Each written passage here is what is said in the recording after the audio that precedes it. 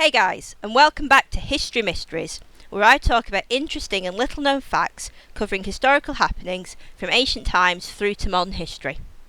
This week we are talking about the mysterious death of Alexander the Great and the various theories that have been put forward regarding this over the years. Before we start, please note all dates in this video are BC unless specifically stated otherwise. Alexander the Great was one of the most successful generals who ever lived, conquering the known world by the age of 32. However, at the very height of his power, he died in strange circumstances from an unexpected illness after days of agony. What could have caused his death, and was foul play involved? Alexander the Great, known as Alexander III of Macedon, died between sunset on the 10th and sunset on the 11th of June 323, after a reign which had lasted 12 years. Most of that time was spent in a single military campaign across 3 continents, spreading Greek culture south into Egypt and east into India, creating an empire that covered around 2 million square miles. He was undefeated in battle and is widely considered one of history's most successful military commanders. Before we focus on Alexander's death, it is important to look at how the Macedonians became the leading power in Greece, the base on which Alexander was able to build his great victories. In the centuries before Alexander, the people from the area we now know as Greece shared a common culture. They worshipped the same gods, spoke the same language with regional dialects, read the same authors, especially Homer, and sent representatives to the Olympic Games. However, politically, they mostly operated as independent city-states. After the Persian Wars and the Peloponnesian Wars of the 400s, Greece had fallen under first a Spartan and then a Theban hegemony. Macedon was on the northern periphery of the Greek world, and the Macedonians were considered inferior by the other Greeks. Alexander's father, Philip II of Macedon, began the rise of the Macedonians. He defeated Athens and Thebes in 338, which led to the establishment of the League of Corinth. This was explicitly a Macedonian hegemony of Greece, which made all the participants allies of Macedon and each other. The members of the League vowed never to wage war against each other, and Philip was the guarantor of the peace. The Greek mainland became internally stable, and the Greeks could now go on the offensive against the Persians, who had been enemies of the Greek city-states since before the Persian Wars in the 480s. But before we talk about Alexander's reign, a bit of background from Alexander's adolescence will help to set the scene and introduce some key characters who had influential roles in Alexander's life.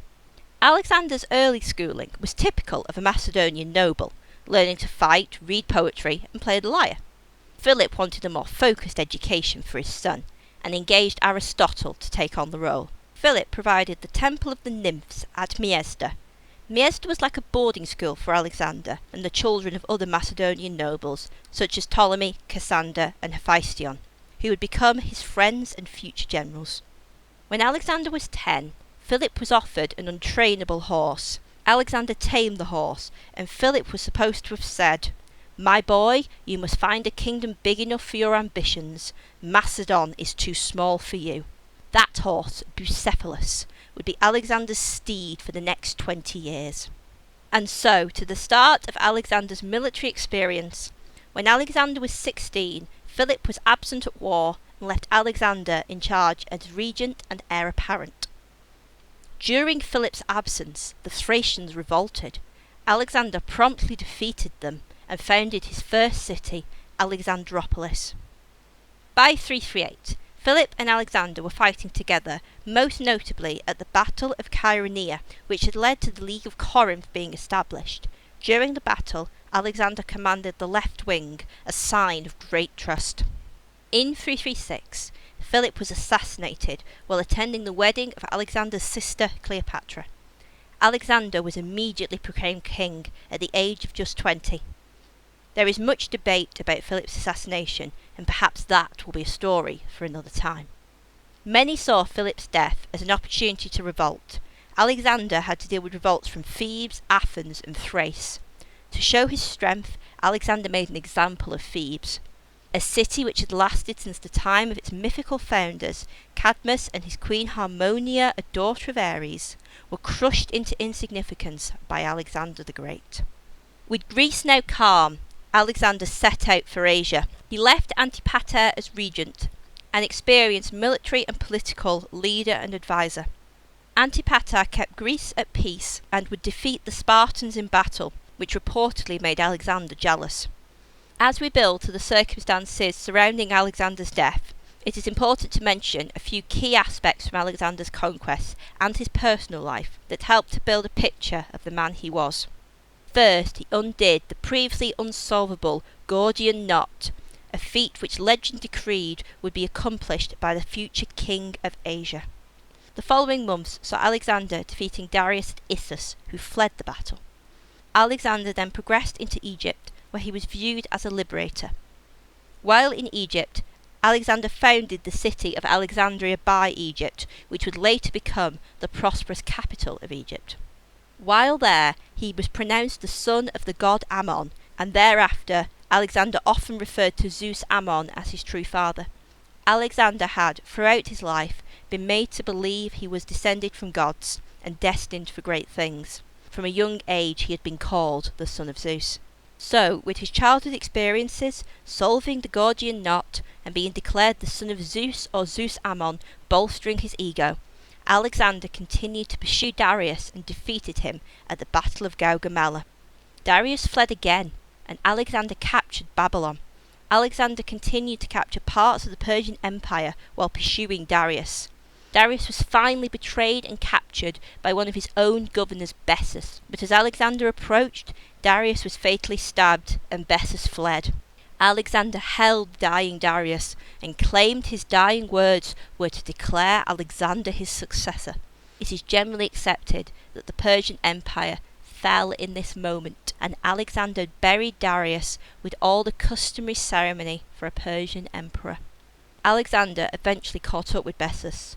Bessus was executed, but most importantly, it is here where Alexander met and immediately fell in love with Roxana, who became his first wife.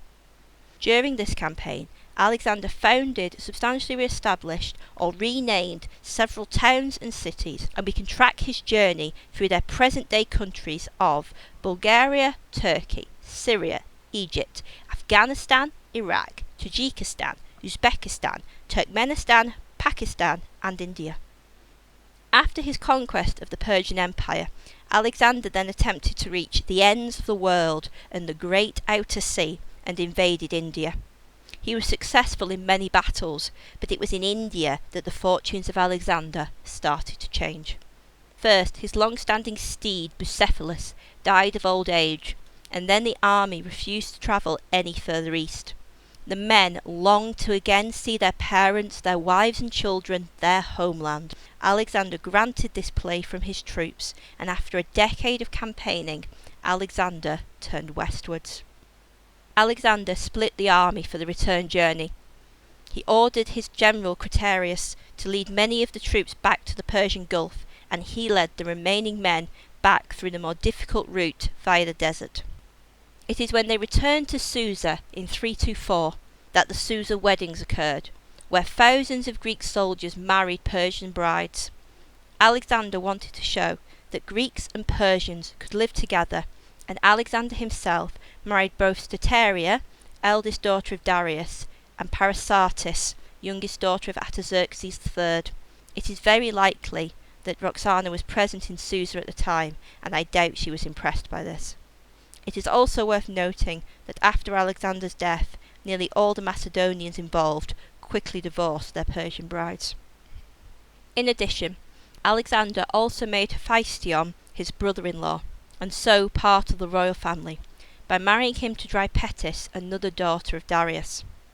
Throughout his life, Alexander had had a close emotional attachment to his childhood friend and cavalry commander Hephaestion. Thus it is possible to imagine Alexander and Hephaestion hoped their respective offspring might unite their lines, and ultimately the crown of Macedon and Persia might be worn by someone who is a descendant of them both. Hephaestion first appears in history when Alexander reaches Troy. There, Alexander and Hephaestion made sacrifices at the shrines of Achilles and Patroclus respectively, an act dripping with symbolism. Hephaestion's military career was distinguished throughout Alexander's campaign in Asia, and after the siege of Tyre, Alexander entrusted his fleet to Hephaestion, whilst Alexander led the army overland. Alexander even formally made Hephaestion the second in command of the Persian Empire. Shortly after the Susa weddings, disaster struck Alexander again. Hephaestion died. It seems that this was likely from typhoid, but the possibility of poisoning can never be discounted. Alexander mourned Hephaestion greatly and did not eat for days. Alexander ordered a period of substantial mourning throughout the empire, and carried the ashes to Babylon, where funeral games were to be held in Hephaestion's honour. The contest ranged from literature to athletics, and 3,000 competitors took part, practically an impromptu Olympic Games. Alexander was in deep mourning, and it is said by Plutarch that it was so severe that Alexander might even have followed in the spirit of Achilles, who had killed 12 high-born youths to honour Patroclus, and had killed some locals specifically to sacrifice to Hephaestion's spirit. At the time of his own death, only 8 months later, Alexander was still planning lasting monuments to Hephaestion's memory, and his overwhelming grief was still strong. And so we come to the events of the summer of 323, some 8 months after the death of Hephaestion, when Alexander and his army were approaching Babylon, Mesopotamia. As Alexander and the army approached the city, he was advised not to enter the city whilst marching westwards, since he was approaching from the east, as he would look to the setting sun, a symbol of decline. Instead, Alexander should enter Babylon via the royal gate in the western wall. Alexander followed their advice, but the route was arduous and swampy. After a few days in Babylon, meeting with his generals by day and parting with his generals by night, Alexander began to fall ill. However, he continued to attend parties on the first night of his illness at the urging of his friends, before taking to his bed for the remaining 11 days of his illness. His initial symptoms were tremors, stiffness in the neck, and sharp pain in the stomach, as if he had been stabbed. He then collapsed and suffered excruciating agony wherever he was touched. He experienced an intense thirst, fever, and delirium, and throughout the night he experienced convulsions and hallucinations, followed by periods of calm. In the final stages of the condition he could not talk, although he could still move his head and arms. His breathing became difficult, and ultimately he died.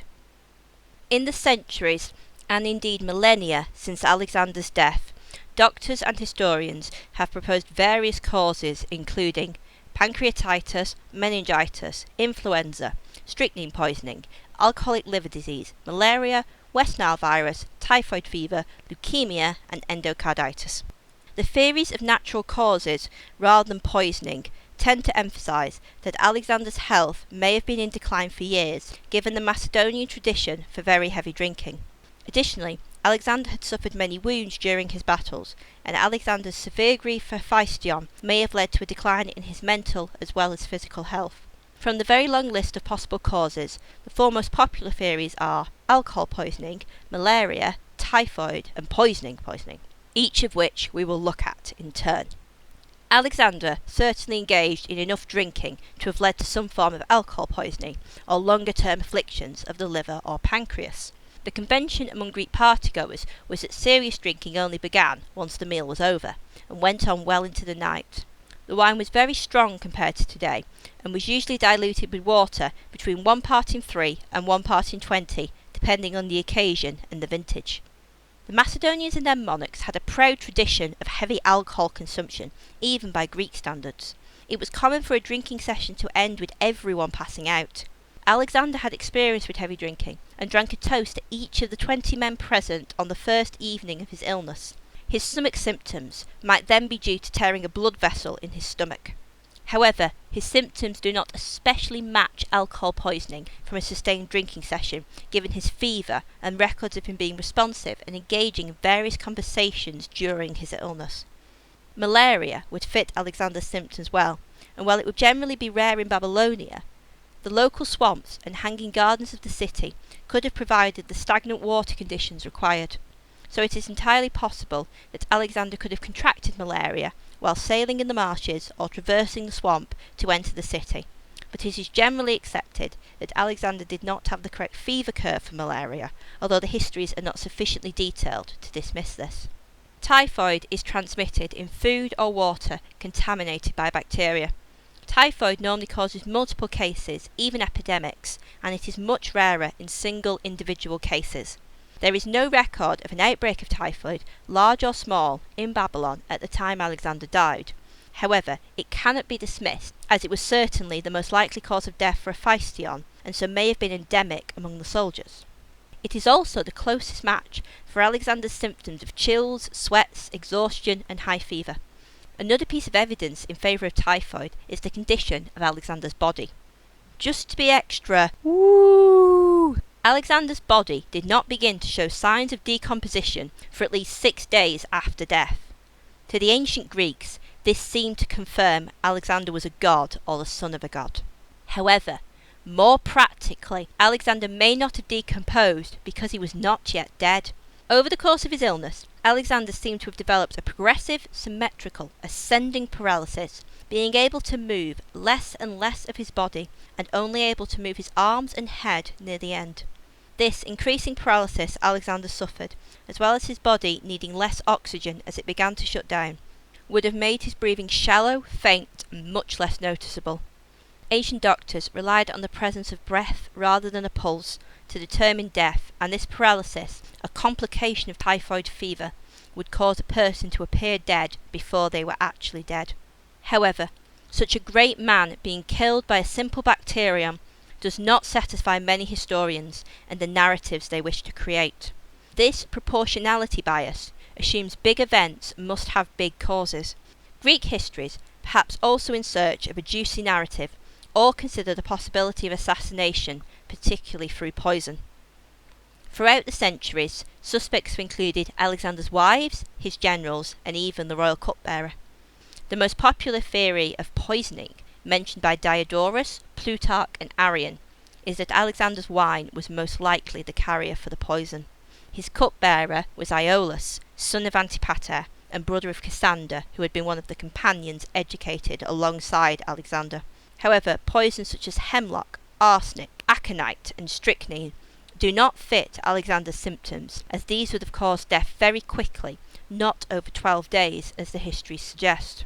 One poison that would be long-acting enough was Veratum album, white or false hellebore, which was a flowering plant known in antiquity as a herbal treatment. The actual cause of Alexander's death will never be known, but the consequences of his death would impact the Eastern Mediterranean for centuries. Alexander was married to Roxana of Bactria and 2 Persian princesses. To ensure neither of the Persian princesses could claim to be pregnant by Alexander, Roxana immediately murdered them. 2 months after Alexander's death, Roxana gave birth to a son named Alexander IV after his deceased father. The ruthlessness of Philip and Alexander towards potential rivals had left the dynasty without a clear and competent successor, especially after Hephaestion's death, and it is not surprising that the power struggles that followed Alexander's sudden death ultimately led to the breakup of his empire. According to Diodorus, Alexander bequeathed his kingdom toi kratistoi to the strongest. Another theory is that his successors willfully or erroneously misheard toi krateroi to Craterus. Other accounts, including from Plutarch, claim that Alexander was speechless by this point and passed his signet ring to Perdiccas, leader of the companion cavalry, nominating him as his successor. Perdiccas did not immediately claim power, instead suggesting that Roxana's baby should be king if it were a boy. However, the Macedonian army in Asia claimed Philip III, another son of Philip II, as king. Eventually, Alexander IV and Philip III were appointed joint kings, albeit in name only. The empire soon descended into a 40-year civil war, before settling into 4 stable power blocks. Egypt, led by Ptolemy and the Ptolemaic dynasty, Mesopotamia and Asia Minor, led by Seleucus and his Seleucid dynasty, Anatolia under Lysimachus and then the Attalid dynasty, and Macedon, led by Cassander and then the Antigonid dynasty. Each of these powers would over the next 3 centuries eventually fall to Rome. Speaking of Rome, in 48 BC, Alexander's tomb was visited by Caesar during his stay with Cleopatra in Alexandria. Shortly after the death of Cleopatra, Octavian visited Alexander's resting place, where it is said he placed flowers on the tomb and a golden diadem on Alexander's head. Later, Caligula reportedly stole Alexander's breastplate for himself. Even after death, the greatness of Alexander continued to influence leaders, particularly Roman emperors. In AD 199, Alexander's tomb was resealed by Emperor Septimius Severus, and by the 4th century AD, the resting place of Alexander was no longer known. However, the impact of his reign continues to this day. If you enjoyed this video, give it a like. Let me know in the comments what you think happened and what other mystery deaths of history you would like me to cover. Remember to subscribe for more history mysteries. For details on upcoming videos and shorter history facts, follow me on Instagram or Twitter. Links are in the description.